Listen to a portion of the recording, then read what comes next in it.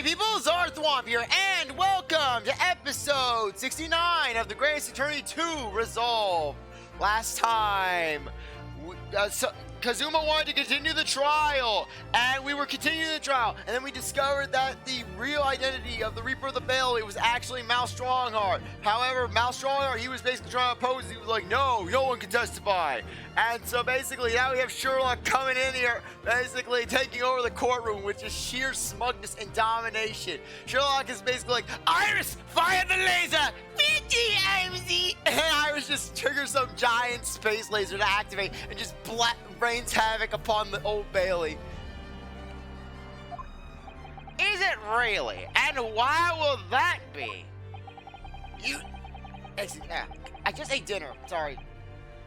You need only recall your own words from the opening of the trial to answer that question, if I may. We will stop at nothing to uncover the whole truth behind these disturbing findings. Surely it can't be that the shock of being accused of being the Reaper yourself has erased that from your memory, can it? The whole truth, sir, has already been uncovered. You can't handle the truth. I can handle the truth. I am the truth. It would seem that we have a great many important members of the judiciary present here today. I put it to you, my dear fellows. Should the trial end at this juncture? After all, why have you been invited to attend? To nod along at the provocations of your superiors?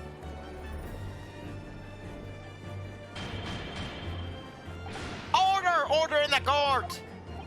It seems to me that we stand before a door that leads to a new era of legal practices. A door that is ajar. Let us emerge from the shadows of the Reaper's decade-long ascendancy.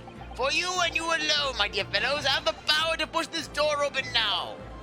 The others in the gallery have no rights to express an opinion on a court proceeding. Silence.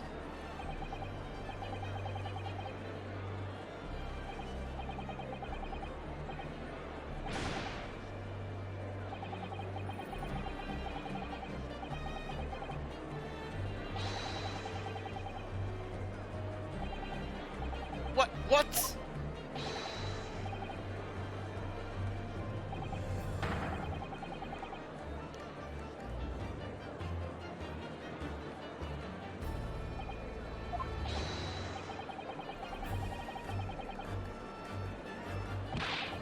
Yeah, I'm not reading any of these. I'm sorry.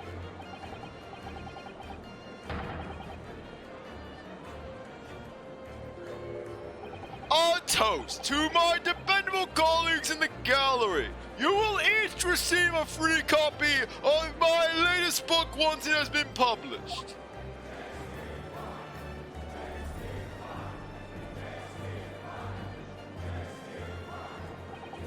Well, my lord, you hear the voices of British justice, I take it. I think you'll find it will be rather awkward to silence.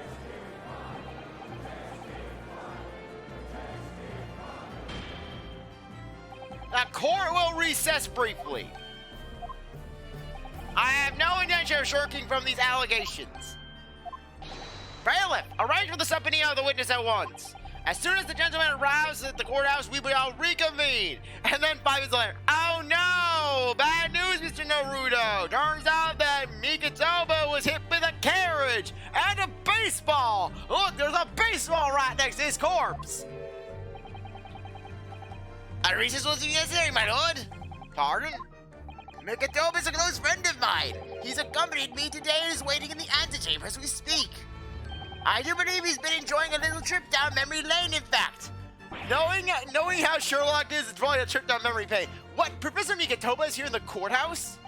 Mr. Sholmes, you didn't know this would happen, did you? I know everything. My dear fellow, no one is in a better position to answer that question than you, surely. I wasn't just asking for the fun of it, you know. Well, I must thank you for your assistance in this matter, Mr. Sholmes. However, you are of no further use here. Kindly leave the courtroom at once. But of course, in truth, I find myself rather busy now as a result of these developments. Mr. Naruto! Ah, yes?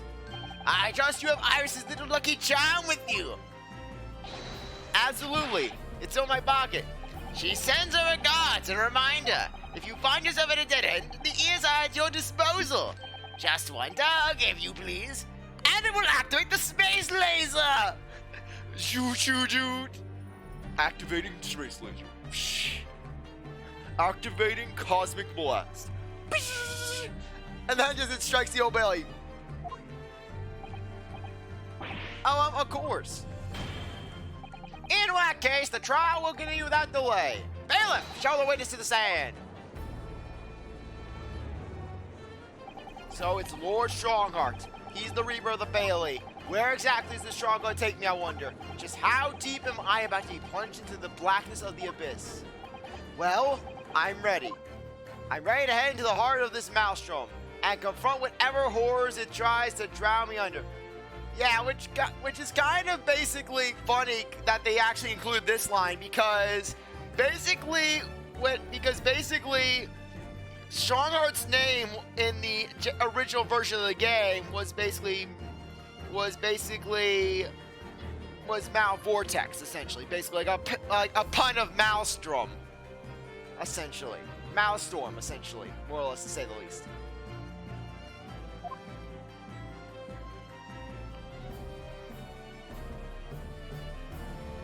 To be continued. Now we're really going to begin to the end game here. Things are going to really start to pick up even more. Yeah, this case is considered a fan favorite for a reason, really. Just this entire game is pretty solid, I do have to say, basically, amongst others. I mean, I would have to say that in terms of just the overall Ace Attorney series, I would have to say that basically that this game is definitely up there along with Ace Attorney Investigations 2, as well as Trials and Tribulations. Though I would have to say that basically, while a lot of people love Trials and Tribulations, I would have to say that basically, yeah, I can appreciate Trials and Tribulations, but I can also appreciate Apollo Justice. I mean, Apollo Justice, it has its own charm, you know? No, I am not seeing my progress. These things are gonna get even more heated. And Maria Gorey just staring right into Yujin's head. And then Gensin's over here is like, why am I the only normal person here? So, witness, please say your name and occupation for the court. Yujin Mikotoba, lecturer in forensics medicine at the Imperial Yuma University in Tokyo, Japan. And please help me, she's scaring me. I will haunt your dreams. And Professor Mikotoba, the young lady beside you is... This is Dr. Maria Gorey, Scotland Yard's practicing coroner. The daughter of Dr. Sithe, I understand. Yes, Dr. Sithe. I'm afraid I can't tell you why she's here. She just appeared. All I did was say autopsy report while looking in the mirror 3 times. She just appeared right here. It's like Bloody Mary, except she's following me around. And then Yujin just heads back to Japan, and Maria Gorey, she's on the ship, she's just staring at him. She's just never leaving his side. You summoned the strange Japanese man as a witness to that autopsy. But you don't summon Mama? That takes no sense. She was there too. That's about the size of it, I'm scared. I've had her eyes boring into the side of my cheek constantly, whilst I was in the ancient chamber too, and she was breathing really heavily on me. Poor man. The idea of it's making me shudder. The revelations about Dr. Sithe that came to light some days ago defiled the reputation of the entire judiciary. She was therefore deemed unfit to appear as a witness in today's proceedings. The Ministry of Justice's decision on that is final. Well, we wouldn't want any more perjury to be committed, would we? Do you want to end up on my autopsy table like your brother? The Ministry of Justice. Some questionable strings are being pulled, I think. I remember you, Dr. Mikotoba. I certainly never expected to be meeting you under these circumstances. Yes, it's been a long while, Lord Strongheart. The prosecution understands that you are a visiting student of forensic science in London until 10 years ago. That's right. I studied under Dr. Wilson at St. Signers. So you were present at the autopsy of my brother, Lord Klint Van Zeeks? I was, yes. I assisted Dr. Wilson at the entire procedure. Mama is far more skilled than any Japanese man. Yes, when you go have a competition, have Mikotoba, yeah, you know how they have rap battles where basically two rappers, they just go at each other, they diss each other? Well, now I'm imagining basically Maria, she just sets up a thing where she just has some autopsy off with basically between Courtney and Yujin. They have to compete against each other. Well, Dr. Wilson asked me to be his primary assistant on that occasion. And that autopsy report was actually penned by you, I believe. Yes, I noted all the doctor's findings, and when we were done, he read through the document and I signed it. Poor Mama. As a secondary assistant, she wouldn't have had such a good view of all the innards. Yes, poor Courtney Sithe. It haunts her to this day. So, Professor, do you remember Inspector Gregson? Yes, of course. If it wasn't for his insistence, Lord Van Zeek's autopsy would never happened. But he was absolutely convinced that it would reveal decisive evidence against Gensin, you see. So Lord Strongheart had to entreat the nobility to allow it to take place. Do correct me if I'm wrong, my lord. It was as a result of that autopsy that mass murder was apprehended and justice was done. But Gregson admitted before he was killed. He admitted that the results of the autopsy were fabricated. You were there at the time, so you must testify. You have an obligation to tell the truth about what really went on. Absolutely. That's precisely why I'm here. And that's why I'm here too. Very well then, you will give your formal testimony now, witness. But before you begin, a word of warning. Oh? You will stand truthfully and accurately what you saw and what you heard at the time. I wouldn't dream of doing otherwise, my lord. The moment your testimony verges on supposition, I will expel you from my courtroom. Remember that.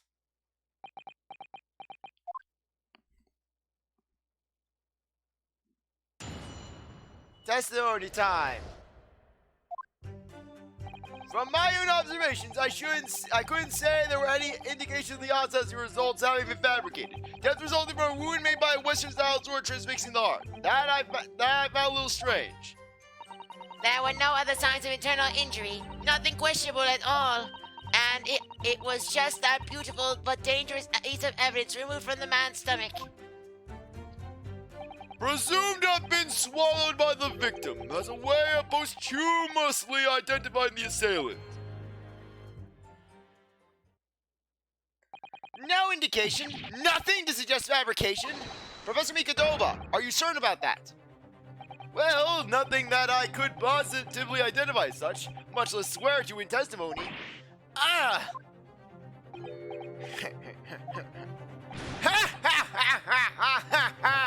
Well, that clears things up nicely. The only fabrication here, Asogi, has come from you. What? You claim the inspector confessed just before his death, but that is the fabrication. No, he freely acknowledged it. I swear he did. Freely, with the tip of your sword at his throat, the man was clearly at his wit's end. The court will give no credence to this confession that was utterly in obvious desperation. Quite simply, there was nothing questionable about the investigation of Lord Klint Van Zeek's death. And with this testimony we have, without question, uncovered the whole truth of the matter.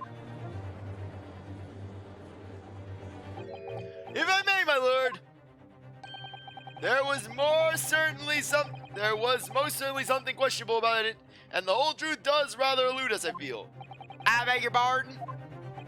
Well, you're obviously aware of the facts of the case. All four of the professor's previous victims died when an enormous beast was set upon them that ripped out their throats. Oh, such horrifying crimes! But curiously, the killer's last victim, Lord Klint Van Zeeks, suffered a different fate. Yes, you're right. He was stabbed through the heart with a sword. That's enough. I believe I warned you about this, witness. I promise to curtail your testimony as soon as it enters the realms of supposition or speculation. Very well, my lord. In that case, the defense will pursue a conclusion to this during the cross-examination. What? I have the right to cross-examine every witness after testimony. And I fully intend to exercise that right. Ryunosuke. I'm afraid that even the presiding judge has no authority to contravene the letter of the law, and I'm sure that every member of the judiciary present in the gallery would agree.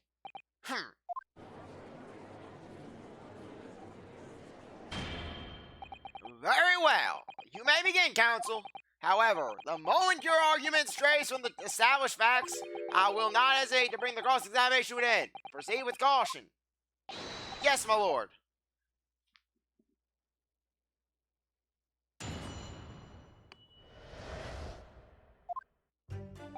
Okay, for this one, come on. Bring me over here. This one right here. Actually, no, this is it, right here. Okay, let's do this. Hold it! What exactly was it, though? What does beautiful but dangerous mean? Well, it was sparkly and round, like with a hole, as if it might slip over a finger, perhaps. It was a ring belonging to Genja Sogi. My father's ring was inside the victim's stomach? At the time, Genshin wore a large ring on the dingus cornice of his left hand, the fourth or ring finger. He would make everyone kiss it. He called it his pimp ring. And if anyone backtalked him, he would slap them across the face with his ring. In fact, he had an apprentice of his own, who he would slap with the ring, who he would call his bee. He would say that you are Karuma's bee. I'd understood it was some sort of keepsake. When my father left Japan for London 16 years ago, I was 8 years old. And I remember that ring. You do? My father's possessions were sent to our family's home in Japan after his death, but the ring was never among them. I've never had the ring that I could use to make people my bees. I never got my pimp ring. It was a piece of evidence. It remains under lock and key in the stores at Scotland Yard to this day. After the autopsy, Genshin was summoned by the police to check for the presence of his ring. It was on his hand, of course. Moreover, there were deep abrasions on his finger where it had been held off. They arrested the man there and then, right before my eyes. How could they? I brought the ring along with me today. What? Here it is, a bit dusty from years in the stores. Good gracious, yes, that's it. I haven't seen that in 10 long years. And that was found inside the victim's stomach? Yes, I'm afraid so. You hesitate there, Professor Mikotoba. Should we read something into that? I was just thinking that back now. I didn't actually witness the moment it was extracted from the victim's body. Oh my, really? At the precise moment, Dr. Wilson had asked me to fetch him a new scalpel, you see. Dr. Gorey, the removal of historical evidence from the stores requires my consent, does it not?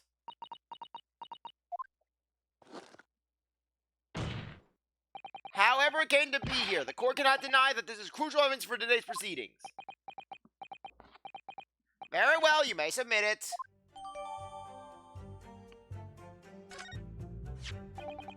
It's not the sort of ring normally seen in Japan. It almost looked like claws protecting that jewel. We must examine it very carefully, Mr. Naruto. Very carefully indeed.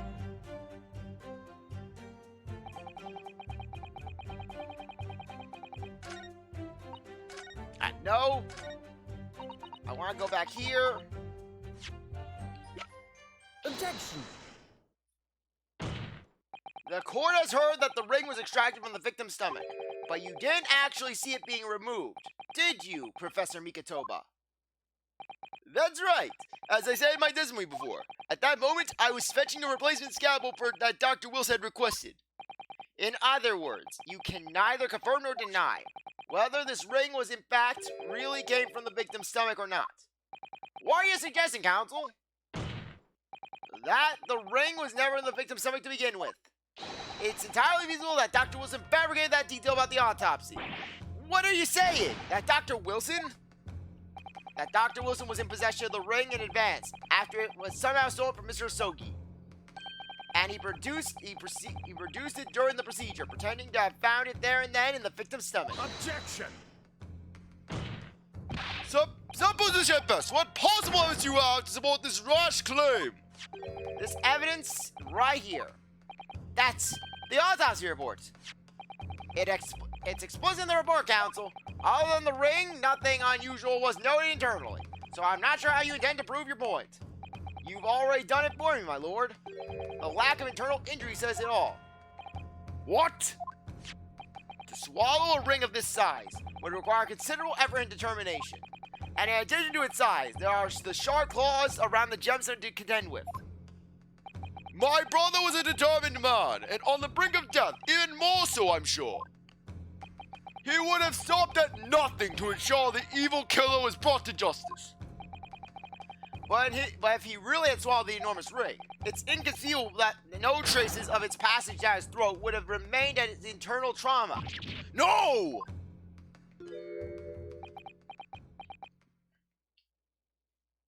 And there you've arrived at the sinking point.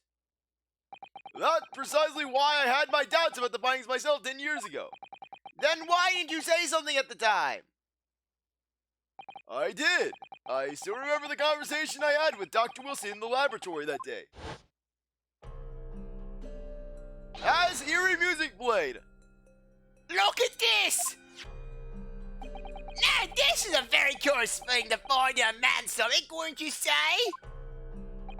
But isn't that rather peculiar, Dr. Wilson?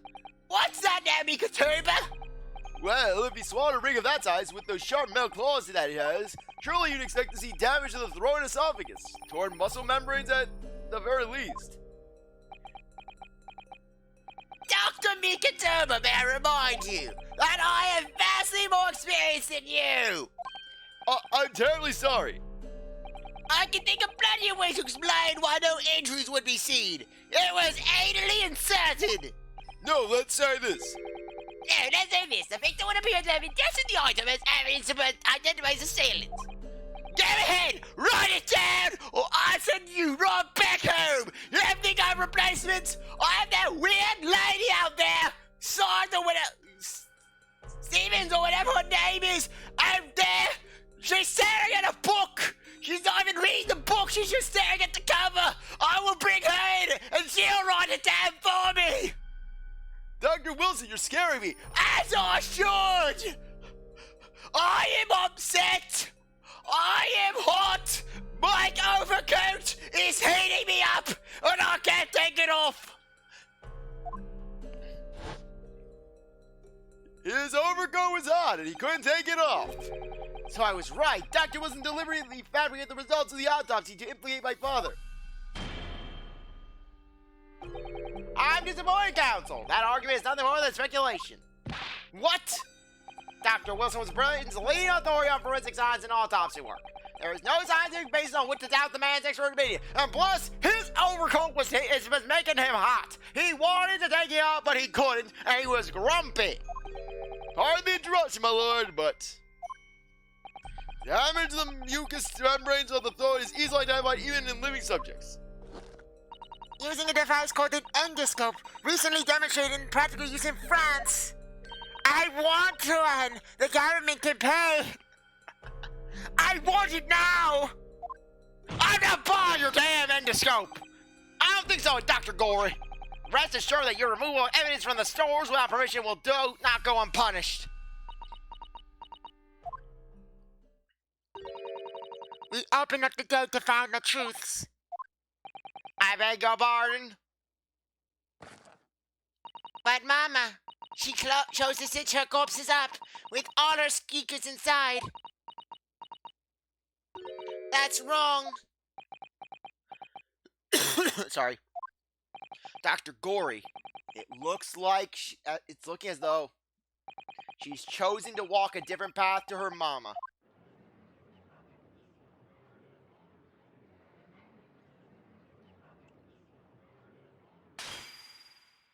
Yes, the ring. What about the ring? I've just remembered something. An earlier incident. What incident? The one I recounted to you before, about a memory I have of Gensin and Sogi saving my life. What? My father saved your life? It was 10 years ago on a foggy night. Gensin and I were walking down some back street at a late hour. All of a sudden,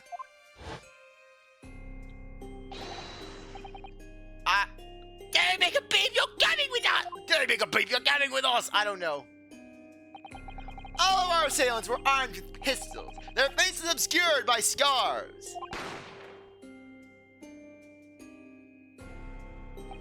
The next thing I knew, there was silence all around. Gensin lay on the cobbled streets. Blood was seeping from his left hand. He'd shielded me.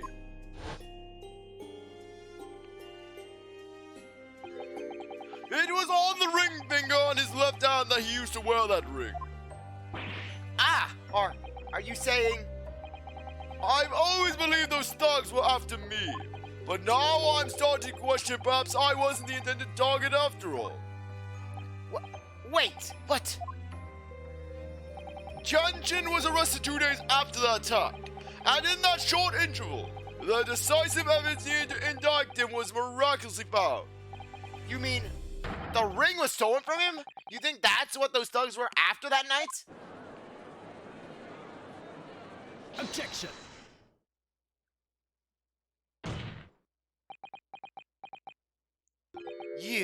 You pathetic coward. You expect me to believe that you weren't involved? What do you mean by that? Oh yes, I hired the thugs to attack me.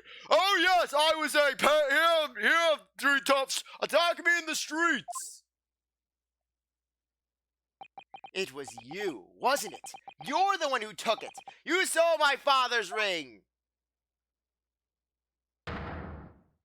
You set the whole thing up so you could paint him as a mass murderer and have him arrested. Kazuma, open your eyes. Ryunosuke, you must know deep down. The truth can be completely obscured even when your judgment is only slightly clouded. But at that moment, you seem to be floundering through a dense fog. Is that why you were so insistent I should be present in the trial? To see you like this? Yes, actually, yes I was. Well, this is an amusing spectacle. What a grandiose expression you're on your face, as if you were Lady Justice herself. It seems you thoroughly convinced yourself of this alleged fabrication of the autopsy results. So much so that you're completely, apparently blind to blatant contradiction that would be born out of it. What? Though it's extremely hard to believe, let us imagine that there was some misconduct during the autopsy. If that were the case, why would Asogi not have disputed the findings in his trial? Oh. In the closed court hearing 10 years ago, the defendant never once denied the claims against him. Isn't that right, Lord Van Zeeks? Yes, that is indeed correct. Upon hearing the verdict of guilty, he merely closed his eyes, quietly accepting the judgment. The actions of a man who had accepted responsibility for his deeds and is resigned to his fate. But then... Oh my, that is very strange. If Mr. Sogi did nothing to oppose the charges against him, then that would surely mean there was no fabricated evidence. An obvious conclusion at which you should have arrived many minutes ago, Prosecutor Sogi. Your twisted loyalty and clouded judgment are hampering your ability of logical thought. Genja Sogi's silence at his hearing can mean only one thing.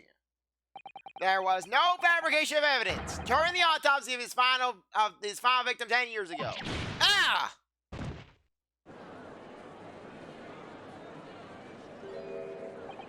But that autopsy was all above board. There'll be nothing to stop Lord Strongheart bringing the trial to an immediate conclusion. Objection.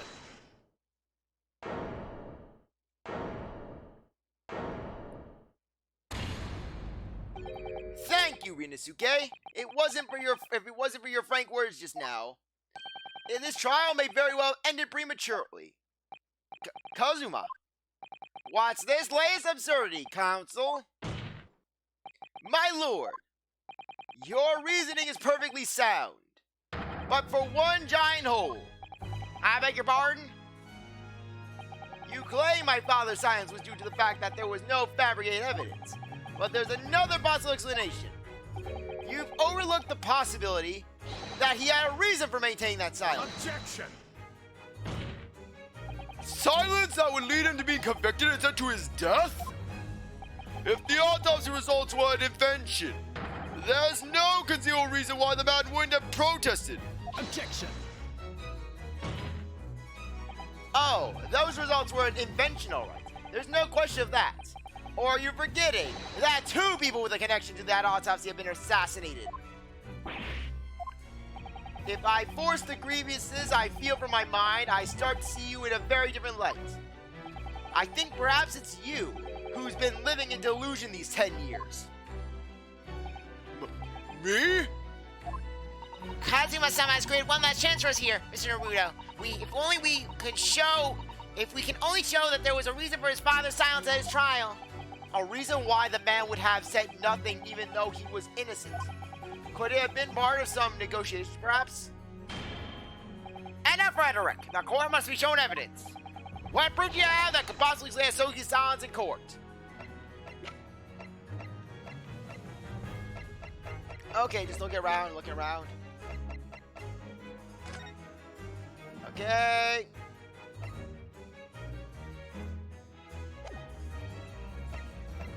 Take that! Come on, Sogi paper. This is the defense's answer to that question.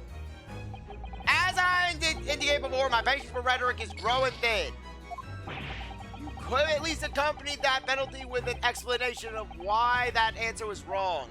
If Kazuma-sama's father knew that the evidence being used to convict him was fabricated, why would he have said nothing in his trial? If it were me, I'd have protested my innocence until I was blue in the face. So if we're right about the autopsy results, there must have been a strong reason for his silence. Well then, perhaps he was saying nothing in exchange for some sort of clemency. That could be it. My lord, the defense would like to... Enough rhetoric! Evidence, now!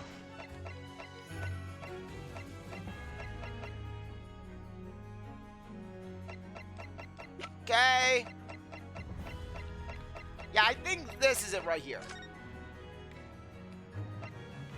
Okay. Take that! It's true that Genshin Sogi's silence during his trial resulted in his conviction. But that didn't actually lead to his execution. On the contrary, it led to his escape. An escape that was only possible because he'd been sentenced to death. Although I find it hard to believe my father would have negotiated in that way, the defense is correct. A fake execution, falsification of a death certificate, and a jailbreak inside a coffin. Clearly such an elaborate plan couldn't have been carried out by my father alone. He must have had the help of a collaborator from the judiciary. I have here the dismissal notes of a chief warder who was working in the prison at the time. The notes read, there are indications that the jailbreak was in planning prior to the inmate's incarceration. In other words, there were suggestions of some sort of negotiation between Mr. Sogi and the British government. In exchange for his silence in court, he was given an assurance that he would be broken out of prison. Yes, with that sort of clandestine agreement in place, I can imagine he would have kept very quiet. I would go further than that, in fact. I would say that the elaborate jailbreak of Mr. Sogi can be explained in no other way.